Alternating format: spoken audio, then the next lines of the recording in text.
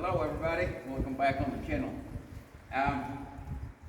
We've been talking about bosal hangers and what I like, what I don't like. Again, here I got a very soft leather bosal hanger on this bosal here, and I got a T3 Weaver manehair mecate. Now, what I was trying to say about, not limiting the action and the performance of the bosal is see how fast the releases of this bosal whenever I ask so.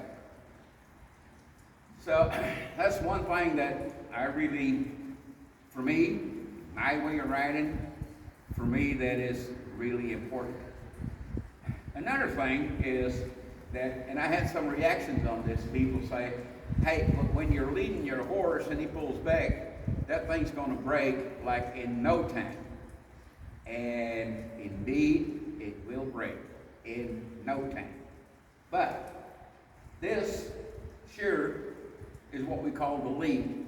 But if there's any situation where I think my horse may be tempted to pull back, or I'm going to be on the ground for an extended amount of time, like I'm mending a fence or doing whatever, then I got this little trick that will save my gear, and I'll show you right now.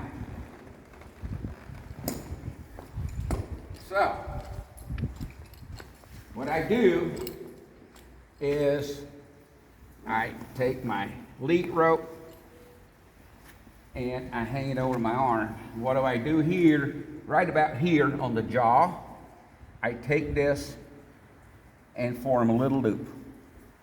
Then I throw everything of the rein that way, and I come through that loop like this. And now I'm just going to make half hitches till I'm confident my horse is not going to step on it when it brings its head down or anything. Now, still a little loose, so I'll do it the right way right off the bat. And I'll just tighten this up just a little bit, and then I can show you the purpose of this whole deal. So, if I tie this up like this, through that little eye that I had here, and then just a couple of half hitches. If anything happens now, and even if I want to do a little ground work, let's say before I want to ride, the horse has been in the barn for a couple of days, and it's frosty weather, and how horses are in cold weather, they can be a little fresh. So maybe I want to do a little ground work. Well, I can do ground work with this, because whatever happens, if he pulls back, he's going to pull back on the rein. He's not going to break the little hanger, and I can do whatever I want to do. That's one of the things that I had comments about, so I thought I would just take care of it. Another thing, I braided this bosal a little longer, and I took 2 reps underneath and then 1 rep above. And I make this one a little longer than my normal 10.5 inch, just to be able to do, instead of 3 reps in total, do 2 reps, and then be able to bring this up higher up the nose if I would choose to do so. Reason being, here in this position, he pretty well works both laterally and on self-carriage, or if I want to bring my horse a little more on the hind end.